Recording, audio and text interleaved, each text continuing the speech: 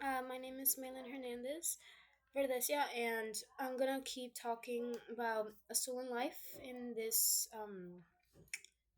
third book club assignment.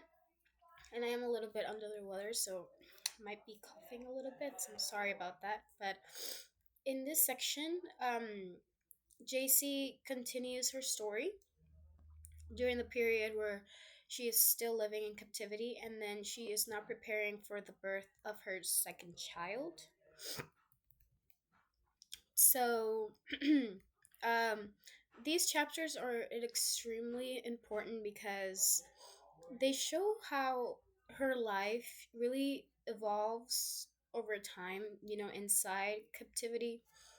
Earlier in the book, a lot of JC's experience centers around shock and fear and basic survival after being kidnapped.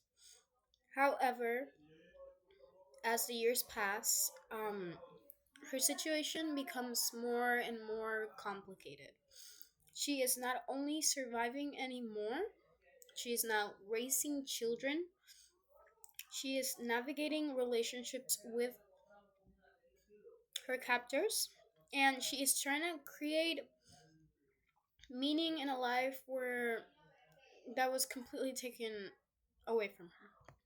Now, JC is still, very young. I mean, she she is only 17 years old when she has her second child. Yet she is forced to take on responsibilities of motherhood while living under really, really strict, controlling people.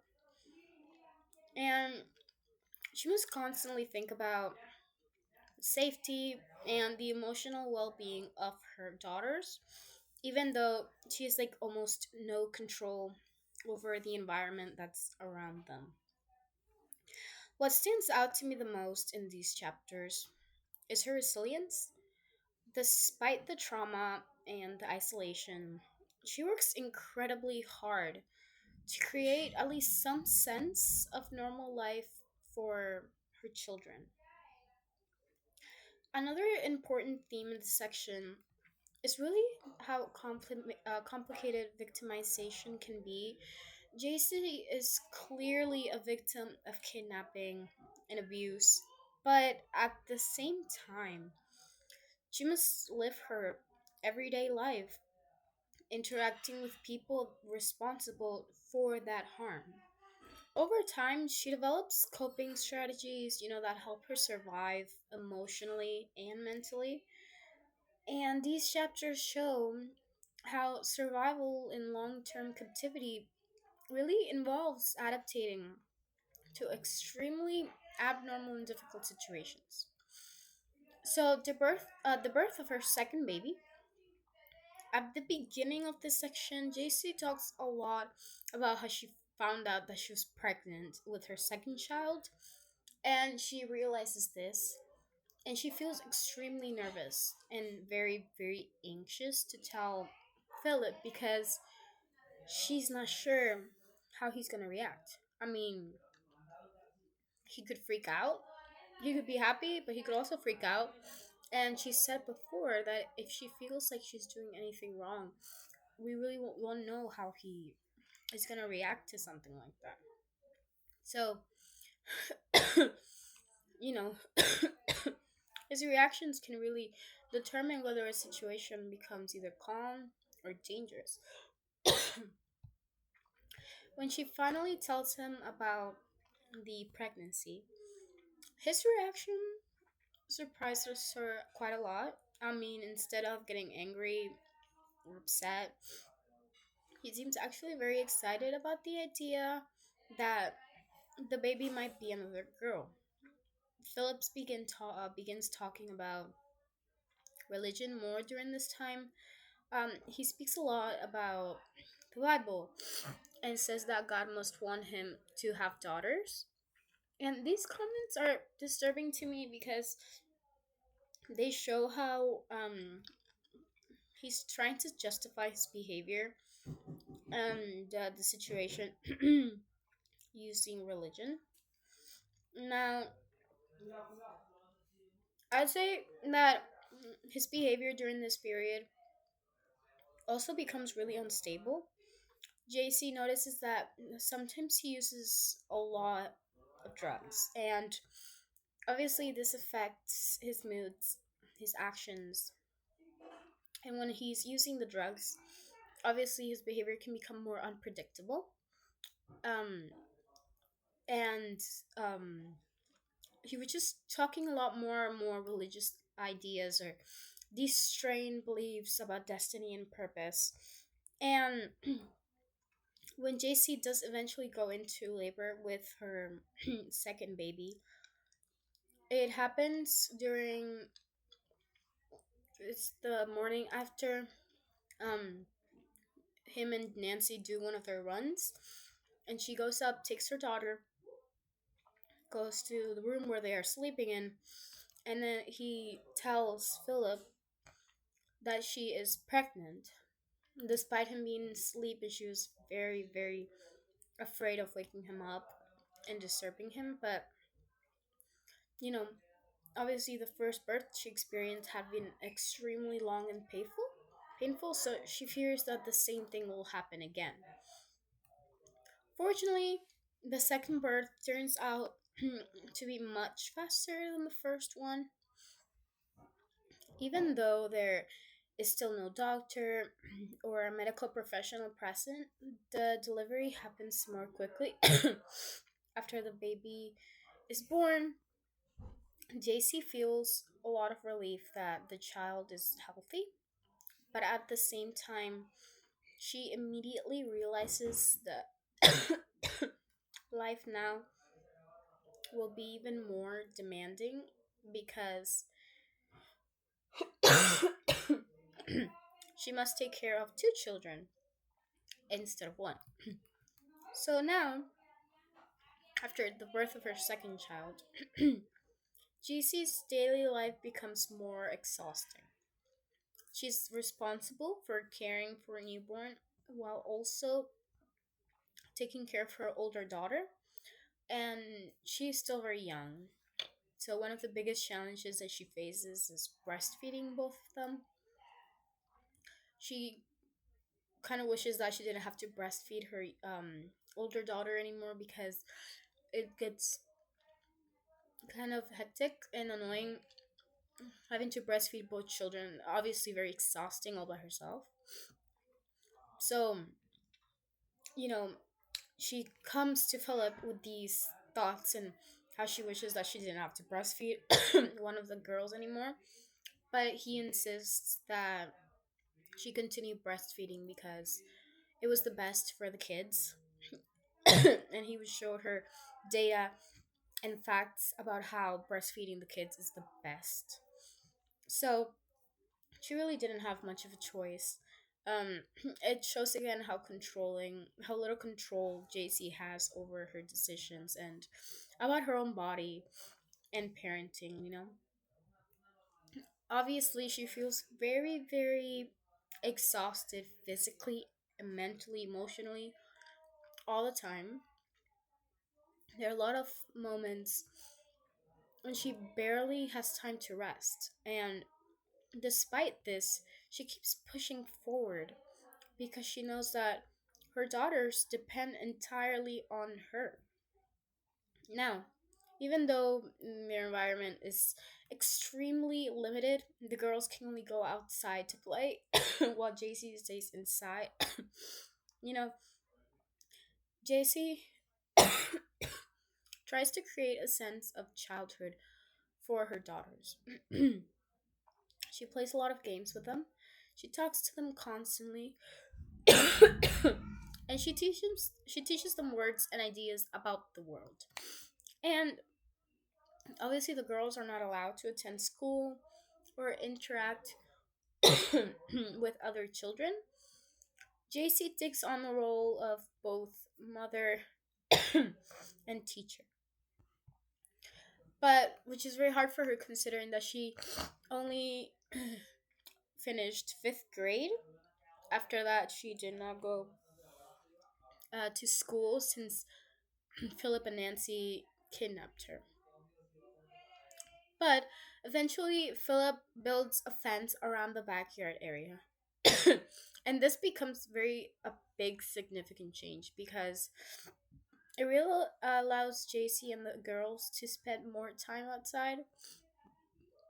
Although they're still confined and living in captivity, the backyard feels much larger than the indoor space that they had been living in before. And it gave JC an opportunity to play outside with her girls.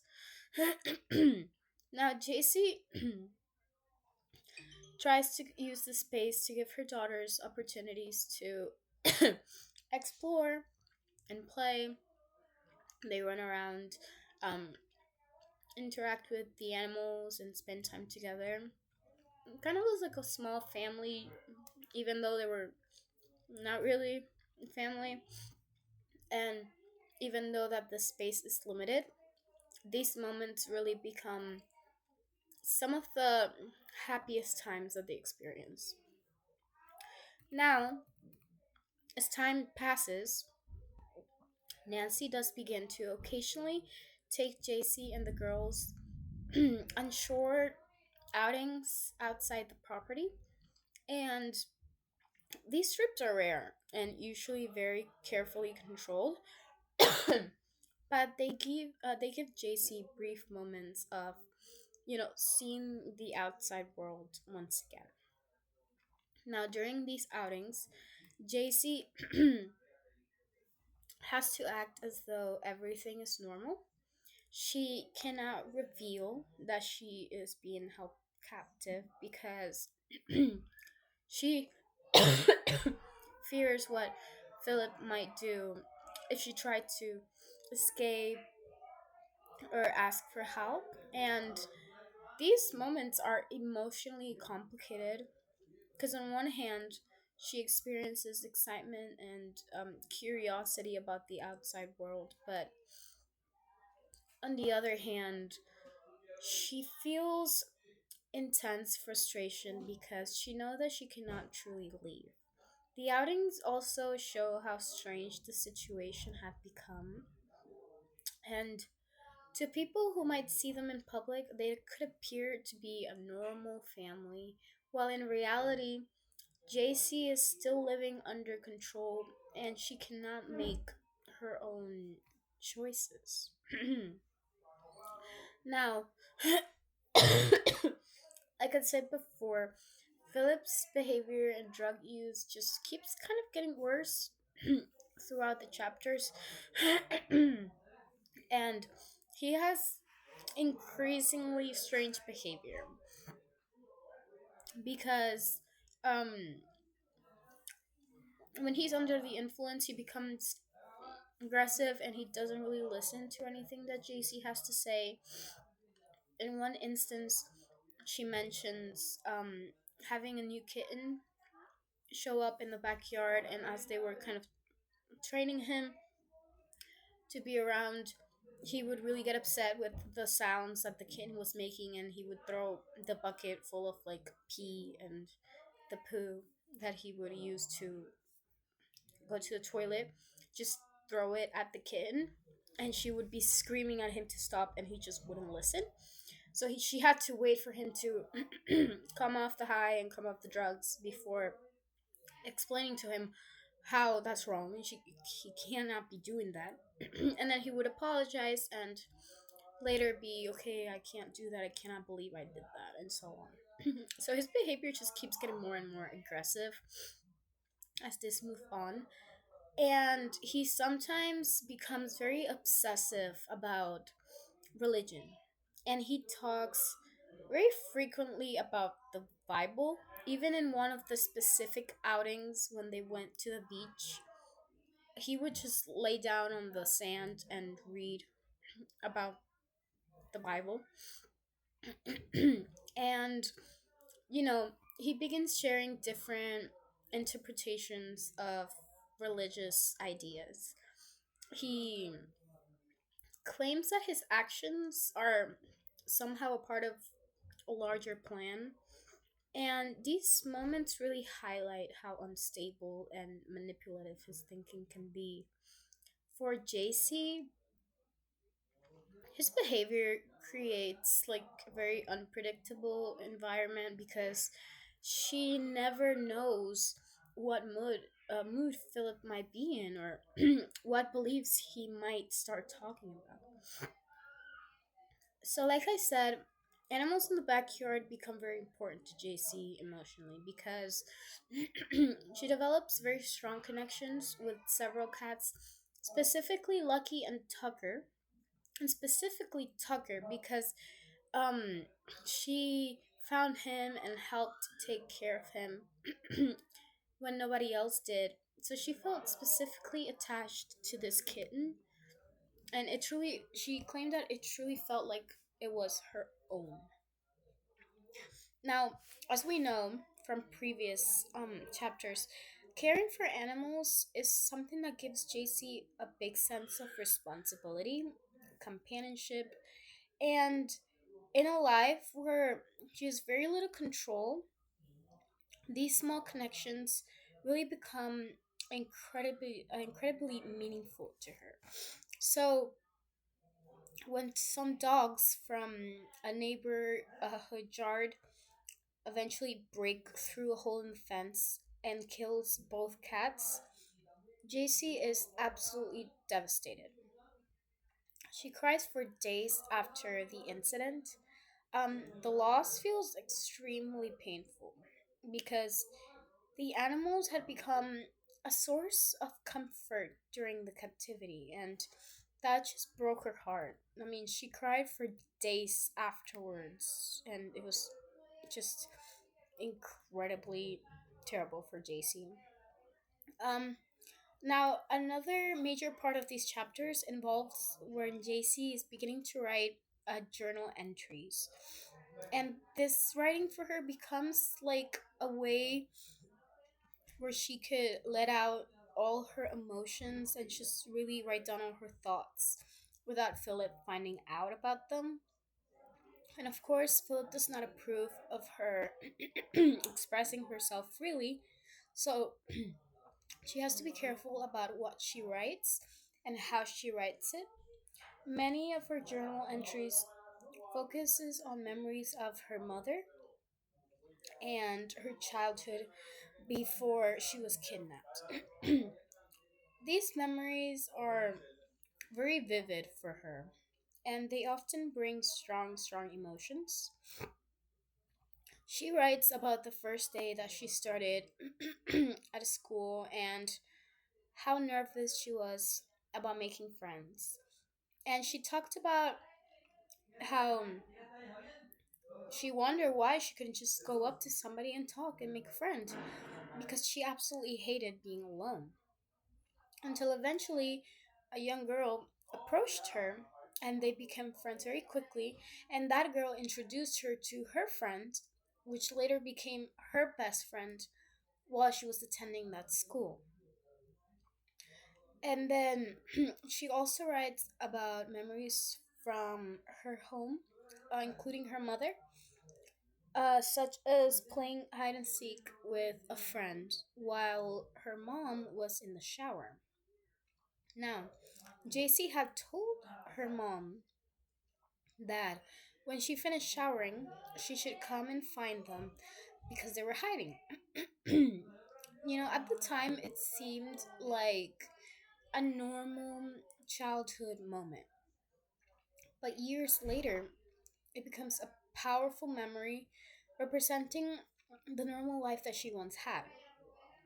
Now, while she talked about this specific moment, she remembers going into the shower and telling her mom to come out and come find her when she's done.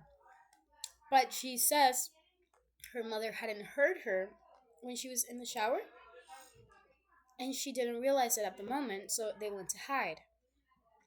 As her mother came out of the shower, started screaming out their name, and they weren't coming out because they were playing hide and seek until her mom got out the house in a panic and started screaming their names.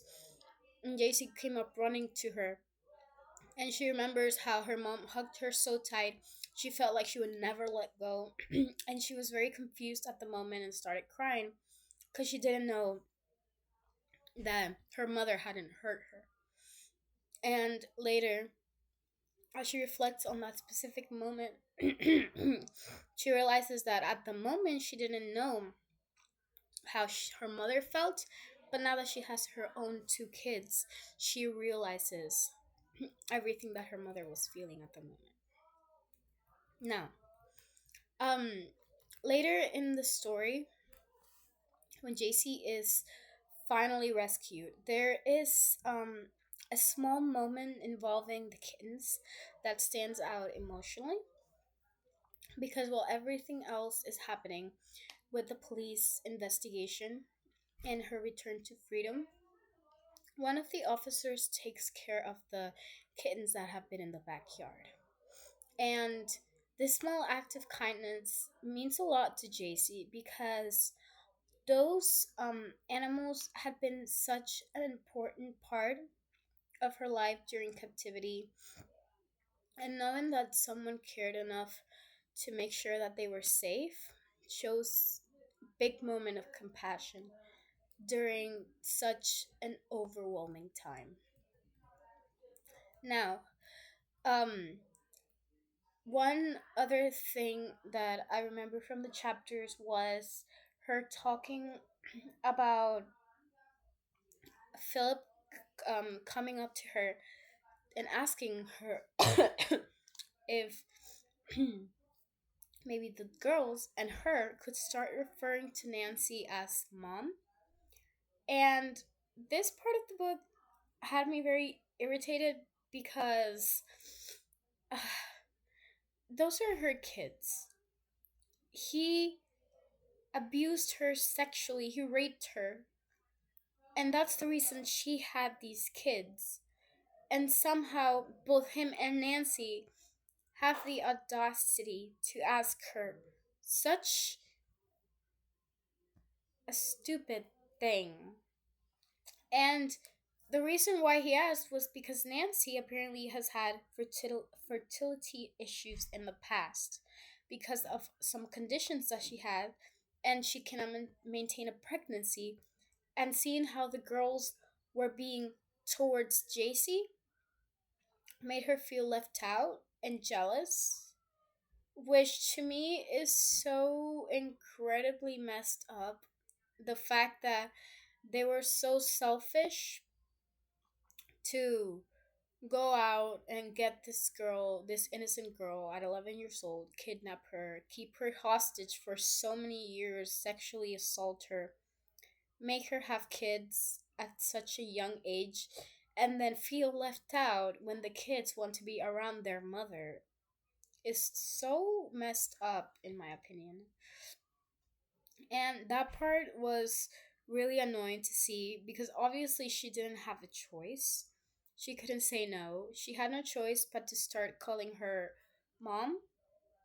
And then the kids were obviously following her lead and calling her mom as well. And then they started to call JC her sister.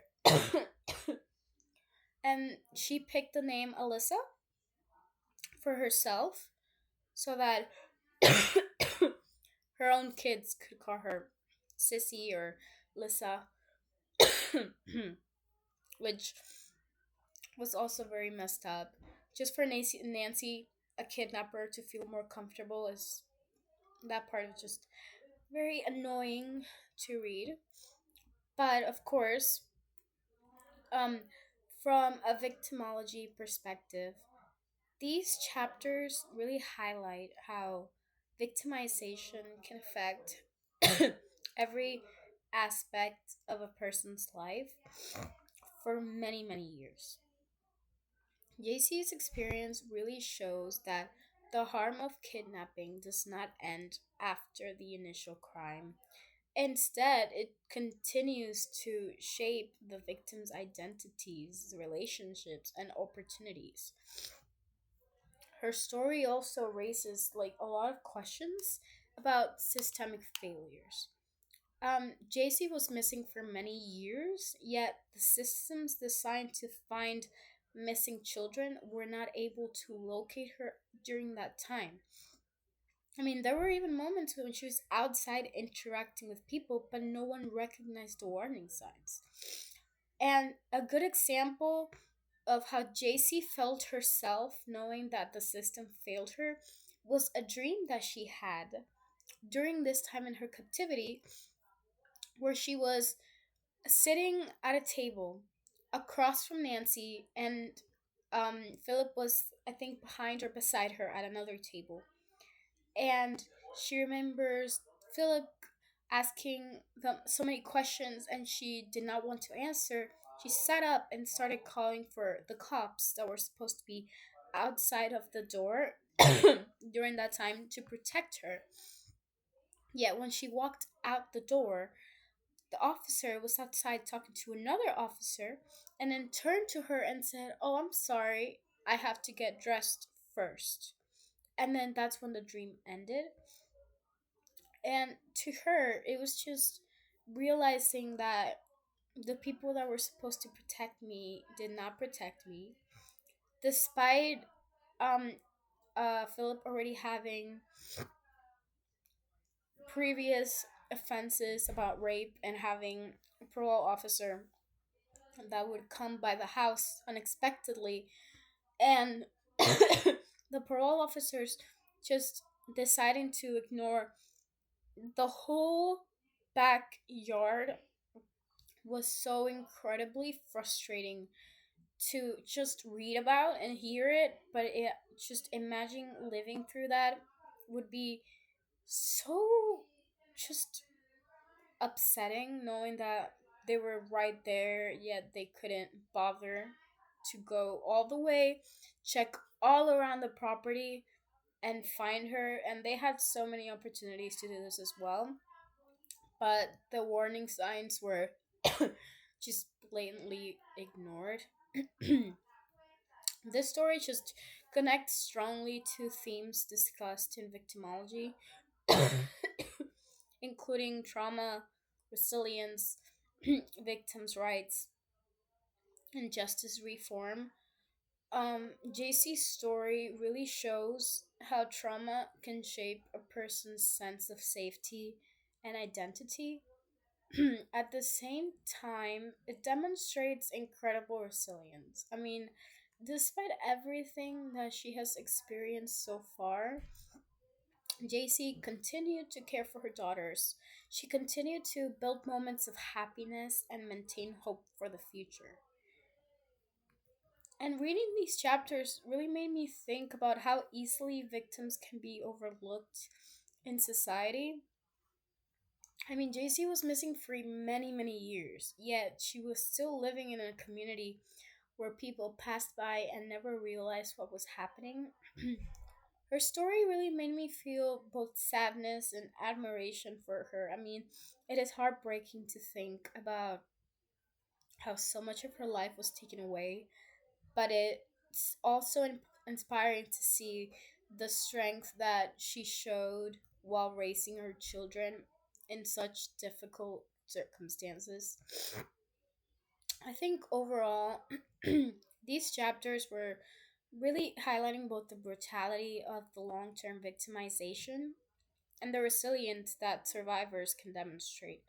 I mean, JC's love for her daughters, her memories of her family, and just her determination to survive show the strength of her spirit, um, even in such extremely difficult situations. Now, I think that her story really encourages